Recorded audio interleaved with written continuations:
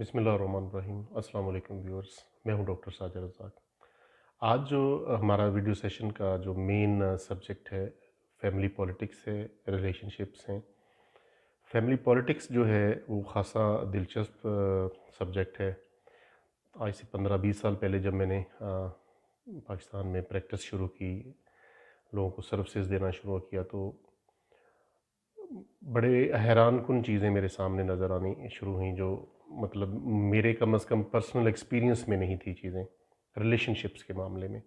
और स्पेशली से फिर फैमिली फैमिली पॉलिटिक्स में जो जो कुछ हो रहा है हमारे मुआशरे में, और बड़ी दिलचस्प सूरत हाल हो जाती है बाज़ कि इसमें जो जो मेरी ऑब्ज़र्वेशन है, और जितने भी मेरे पास क्लाइंट्स आते हैं, उनका सबसे अहम जो होता है, पहले नेचुरली होना भी चाहिए, इसमें सीक्रेसी तो होनी चाहिए, इसमें कोई हर्ज नहीं है। और फैमिली पॉलिटिक्स को मैनेज करना हमें सीखना चाहिए, उसमें कोई हर्ज नहीं है। फैमिली पॉलिटिक्स मीन रिलेशनशिप्स को मैनेज करना। और दोस्तों, इसमें एक चीज़ क्लियर है कि अक्सर अक्सर जो है हमारे क्लाइंट्स कहते हैं कि जी इसमें सीखने वाली क्या बात है, ये तो बचपन से हर चीज़ सीखी होती है हमने, और मतलब हमें सब पता होता है, तो हम क्या सीखें मज़ीद। अच्छा, ये बड़ा दिलचस्प क्वेश्चन होता है कि हमें सब कुछ तो पता है। तो मेरा आगे से क्वेश्चन उनके लिए हमेशा यही होता है कि माशाल्लाह आपको सब कुछ पता है, आप बहुत ज़हीन हैं, तो फिर आपसे रिलेशनशिप्स जो रिश्ते हैं मैनेज क्यों नहीं हो रहे।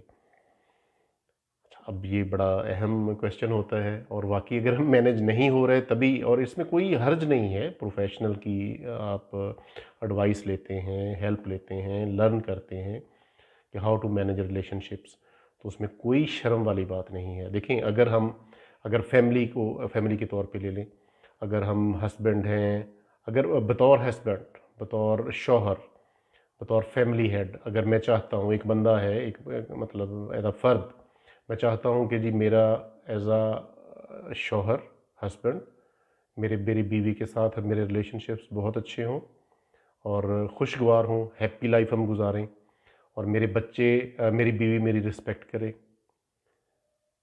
और मैं भी उसकी रिस्पेक्ट करूं, जो अगला खाली जगह पर करे। अच्छा, बच्चे रिस्पेक्ट करें, और प्यार, आपस में प्यार मोहब्बत हो, ड्यू रिस्पेक्ट हम एक दूसरे को दें, सभी रिश्तों को, तो इसमें तो कोई हर्ज नहीं है। अच्छा, आप अपने पेरेंट्स को अगर प्यार करें, उनसे मोहब्बत करें, उन्हें ड्यू रिस्पेक्ट दें। ड्यू रिस्पेक्ट का फार्मूला भी हम थोड़ा सा, और उसको मैं एक्सप्लेन करूँगा अभी थोड़ी देर में। आप अपने बहन भाइयों के साथ आपका रिश्ता नॉर्मल हो, अच्छा हो, खुशगवार हो, तो उसमें कोई हर्ज नहीं है। अच्छा दोस्तों, अगर तो आपके रिलेशनशिप सभी नॉर्मल नॉर्मल चल रहे हैं, आप फैमिली हेड हैं, आपकी अपनी बीवी और बच्चों के साथ रिलेशनशिप नॉर्मल हैं, आप मुतमिन हैं, खुश हैं, तो अगर आप खुश हैं तो इसका मतलब ये ज़रूरी नहीं है, ये कतई नहीं हम ले सकते कि आपके बीवी और बच्चे भी आपसे खुश होंगे, आपके पेरेंट्स भी आपसे खुश होंगे, और आपके बहन भाई भी आपसे खुश होंगे, हैप्पी होंगे, नॉर्मल होंगे। ये ज़रूरी नहीं है कि आप खुश हैं तो वो लोग भी आपसे खुश होंगे। तो ये चीज़ें तो खैर आपको खुद ऑब्ज़र्व भी अगर करेंगे तो आपको पता चल जाएगा कि आपसे जो है आपके रिश्तेदार हैं, आपके फैमिली मेम्बर्स हैं, वो कितने खुश हैं। अच्छा, एक तो ये हो गया यानी कि रिलेशनशिप्स में आपकी फैमिली आ जाती है। उसके बाद आ जाता है आपका, अगर आप जॉब करते हैं, आपके जॉब फेलोज़, आपके कोलीग्स, उनके साथ आपका रिलेशनशिप कैसा है कि नॉर्मल है। उसमें भी वही फार्मूला होगा कि हो सकता है आप तो उनसे सबसे खुश हों, मुतमिन हों, लेकिन वो आपसे ना हों इतने खुश और मुतमिन ना हों। और दूसरे नंबर पे आ जाता है बिजनेसमैन। अगर आप बिज़नेस कर रहे हैं, अगर आप कोई किसी किस्म का बिज़नेस कर रहे हैं, बिज़नेस हेड कर रहे हैं, तो आप कैसे बिज़नेस ओनर हैं, आपके एम्प्लॉइज़ आपसे कितना खुश हैं, हैप्पी हैं, या आपसे तंग हैं और आपसे बुरी तरह से डरते हैं, कुछ भी हो सकता है। तो देखिए, पूरी दुनिया में ये चीज़ राइज हो रही है तेज़ी के साथ कि हम जिस भी एटमॉस्फेयर में काम करें, ख्वाह हम फैमिली के साथ बैठें, गप लगाएं, या काम की बातें करें, ख्वाह हम जॉब कर रहे हैं कुलीग्स के साथ, ख्वाह हम बिजनेसमैन हैं, तो विन विन पोजीशन होनी चाहिए इसमें, इन रिलेशनशिप्स में। विन विन पोजीशन इस तरह कि हम भी खुश हों उस रिश्ते से, रिलेशनशिप से, और लोग भी हमसे खुश हों। लोगों में ख्वाह हमारे वो फैमिली हो जाती है या वही कोलीग और बिजनेस फेलोज, तो वो सभी विन विन पोजीशन है कि दोनों तरफ से अच्छा बिहेव किया जाए और अच्छा बर्ताव किया जाए। तो इसमें देखिए, इस और अगली जो अहम चीज़ आ जाती है कि इसमें जो क्वेश्चन रेज होता है कि इसमें फिर लर्न क्या करना है।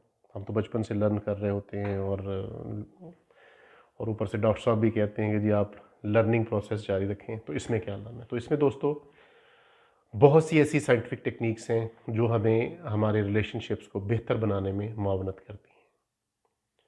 अगर हम उनको लर्न करें, उनको अपने डेली बेसिस पे अप्लाई करें, तो हमारे जो रिलेशनशिप्स पहले फ़र्ज़ करें 50-50% थे होते हैं, फ़र्ज़ किया कि फैमिली के साथ या हम अगर अदर देन फैमिली, तो उन अगर हम लर्न करके उन चीज़ों को, उन टेक्निक्स को, उन स्ट्रेटजीज़ को अप्लाई करेंगे, तो उम्मीद की जा सकती है कि हमारे रिलेशनशिप 50% से बूस्ट होके ये मोर देन 90% पे चले जाएंगे, मीन के हैप्पी लेवल पे चले जाएंगे हम। अच्छा, इसमें अब लर्न क्या करें हम। लर्निंग में बहुत सी चीज़ें हैं, और कोई एक चीज़ मैं खसूसी तौर पे रिकमेंड तो नहीं करूँगा आपको कि आप सिर्फ ये चीज़ सीख लें तो आपके रिलेशनशिप्स जो हैं वो हैप्पी हो जाएंगे। सबसे अहम इसमें जो है टेक्निक जो है रेकी हीलिंग की है। रेकी लाजमी सीखिए, आपकी ज़िंदगी का वंडरफुल एक्सपीरियंस होगा। रेकी सीख के आप कम से कम लेवल 2 तक ज़रूर सीखिए, ताकि आप डिस्टेंट हीलिंग कर सकें, क्योंकि आप टच करके आप सभी रिश्तों को हील नहीं कर सकते। ना आप अपने बॉस को टच कर सकते हैं, ना अपने आप फैमिली मेम्बर्स में भी ज़रूरी नहीं है कि आप बार बार किसी को टच कर सकें। डिस्टेंट हीलिंग आपको आनी चाहिए, लेवल 2 की हीलिंग आनी चाहिए कम से कम। उसके बाद माइंड पावर की टेक्निक्स हैं कुछ जो हम रिमोटली यूज़ कर सकते हैं। टेलीपैथी का आपने नाम सुना होगा, मैंने भी बचपन में काफ़ी स्टोरीज़ पढ़ी थी टेलीपैथी की। और आपस की बात है, मुझे तो कतन उन पे बिलीव नहीं था। जब तक मैं पढ़ता, मुझे पता था कि ये फेरी टेल्स हैं, लेकिन जब मैंने खुद हमारी डॉक्टरेट में हमें सिखाया गया, पढ़ाया गया, तो इट्स अनबिलीवेबल। मैं हैरान हो गया कि वाकई ये साइंटिफिक हकीकत बन चुकी है अब। मेंटल कम्युनिकेशन कि एक इंसान के दिमाग से अब दूसरे इंसान के दिमाग को कम्युनिकेट कर सकते हैं डिस्टेंट लेवल पे, रिमोटली ही होता है। वो इंसान आपके आपके घर में रहने वाला बंदा हो या आप दूसरे कंट्री में हो, आप उससे कम्युनिकेट कर सकते हैं। और ये साइंटिफिक ट्रुथ है, इसमें कोई वो अब ढकी छुपी बात नहीं रहेगी। हमें लर्न करना चाहिए उसको भी। टेलीपैथिक जो टेक्निक्स हैं, human mind to mind communication जो है, उसको सीखना चाहिए। बहुत आसान है, 10 साल का बच्चा भी सीख सकता है और 70-80 साल का बंदा भी सीख सकता है। हाउसवाइफ्स भी उसी लेवल पे लर्न कर सकती हैं ये सभी टेक्निक्स। और आप बिजनेसमैन हैं, डेफिनेटली आपको भी इन्फ्लुएंस का एक लफ्ज़ बोला जाता है साइंस की दुनिया में कि इन्फ्लुएंस करना पड़ता है आपको लोगों को। आपको फैमिली में भी बाज़ औक़ात इन्फ्लुएंस, उर्दू इसका मेरा ख़्याल है कि मैं माज़रत ख़्वाह हूँ कि उर्दू में आप इसको क्या कहते हैं, इन्फ्लुएंस करना, असर-अंदाज़ होना, आई थिंक असर-अंदाज़ होना। इन्फ्लुएंस की ज़रूरत पड़ जाती है आपके आपके जो जायज़ काम हैं उनके लिए आपको इन्फ्लुएंस की ज़रूरत पड़ जाती है, बार-बार पड़ती है।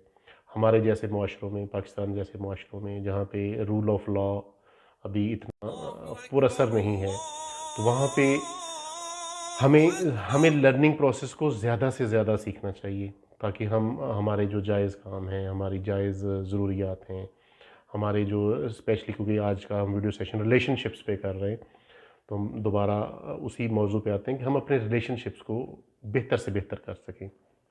दोस्तों, मैं ये बार-बार कह चुका हूँ कि ज़िंदगी आपको बार-बार नहीं मिलनी। आप इसलिए लर्निंग को हमेशा तरजीह दें। कोशिश करें कि छोटी से छोटी चीज़ लर्न करें, और सस्ती से सस्ती चीज़। बाज़ लोगों को एतराज़ होता है कि जी बहुत महंगी है, ट्रेनिंग्स महंगी हैं, लर्निंग महंगी है। तो मैं कहता हूँ सबसे आप सस्ती चीज़ सीखें जो आपकी ज़िंदगी में मामूली सी चेंज भी बाज़ का अच्छा अच्छा इम्पैक्ट डाल देती है। और जो अच्छा, एक और अहम चीज़ जो मेरे जहन में इस वक्त आ रही है कि अपने रिलेशनशिप्स के साथ लड़े मत, कभी भी फ़ाइट मत करें। वो आपकी फैमिली है, वो आपके कोलीग्स हैं, वो आपकी आपके बिजनेस फेलोज़ हैं। लड़ाई किसी भी मकसद का वो नहीं है, हल नहीं है, सॉल्यूशन नहीं है। दुनिया में बड़े बड़े लड़ने वाले फाइटर्स जो थे बिल आखिर टेबल टॉक पे आए, टेबल पे टॉक की उन्होंने, टेबल टॉक। और डेफिनेटली अगर फ़ाइट नहीं करनी, मैं तो बल्कि हमेशा ये कहता हूँ अपने में क्लाइंट्स को भी हमेशा मैंने मशवरा दिया है, स्पेशली उन लोगों के साथ जिनके साथ आपका बार बार का इंटरेक्शन है, जिसमें फैमिली स्पेशली तौर पे आ जाती है, तो उन लोगों के साथ तो किसी भी कीमत पे फ़ाइट मत करें। जो मजबूरी हैं आपके आपके खूनी रिश्तेदार हो गए, आपके एक लफ्ज़ मेरा मतलब मजबूर होकर मुझे बोलना पड़ रहा है, शरीक हो गए आपके। इन लोगों से आपका बार बार इंटरेक्शन होना है। अगर लड़ाई की ज़रूरत पड़ती भी है तो 10 कदम पीछे हट दें, मत लड़ें उनके साथ। लर्निंग लर्निंग करें और इन रिश्तों को नरम करें अपने लिए, उनको इन्फ्लुएंस करें और ज़िंदगी को आसान बनाने की कोशिश करें। अल्लाह ताला की ज़ात ने भी कुरान में बार बार ज़िक्र किया है कि मैं लईसल इंसान इल्ला मा सा, कि मैं उतना ही दूंगा जितनी तुम कोशिश करोगे। सीखना बेहतरीन कोशिश में शामिल है। उस पर कभी कतन मत हिचकिचाएं कि जी मेरी उम्र ज़्यादा हो गई है, मेरी उम्र 20 साल हो गई है, मेरी उम्र 40 साल हो गई है, तो मुझे सीखते हुए अजीब सा लगता है। हाउस वाइफ हमें अक्सर कहती हैं कि जी हमने तो कभी सोचा भी नहीं था, कि हमने तो पता नहीं जो ग्रेजुएशन वगैरह की थी बड़ी मुश्किल से की थी। तो अब लर्निंग के नाम से ही हमें खौफ आता है कि पता नहीं ये क्या क्या मुसीबत नाज़िल होने लग पड़ी है। डॉक्टर साहब ने रिकमेंड कर दिया है लर्निंग, तो इसमें डरने वाली कोई बात नहीं है। लर्निंग बहुत अच्छी चीज़ है, फ़न है। और जो स्पेशली साइंटिफिक ट्रेनिंग्स हैं, लर्निंग है, वो इट्स अ फ़न। आप इन्जॉय करते हैं उस चीज़ को, मज़े की लर्निंग है। आपने कहीं एग्ज़ाम देने नहीं जाना, आपका किसी ने एग्ज़ाम नहीं लेना। ये तो आप अपनी ज़िंदगी को आसान करने के लिए सीखते हैं, इसमें कोई डरने वाली बात नहीं है। तो आज के लिए इतना ही काफ़ी है। रिलेशनशिप्स पे हम मज़ीद बातें भी होती रहेंगी। किसी किस्म का क्वेश्चन हो तो कतई मत हिचकिचाएँ। हौसला करके व्हाट्सएप करें। हमें बहुत से मैसेजेस माशाल्लाह आते हैं डेली बेस पे। मैं मखसूस टाइम में मैं अपना उनको लाज़मी सुनता हूँ, खुद से सुनता हूँ। मेरा स्टाफ भी सुन के मुझे बताता रहता है, लेकिन मैं खुद भी सुनना पसंद करता हूँ जब भी मुझे मौका मिले। और जो भी इज्तिमाई किस्म के इश्यूज़ होते हैं, उस पे मेरी कोशिश होती है कि पहली फ़ुर्सत में उसकी वीडियो बन जाए, ताकि बहुत से लोगों का भला हो जाए। आज के लिए इतना ही काफ़ी है। Wish you good luck. अल्लाह हाफ़िज़।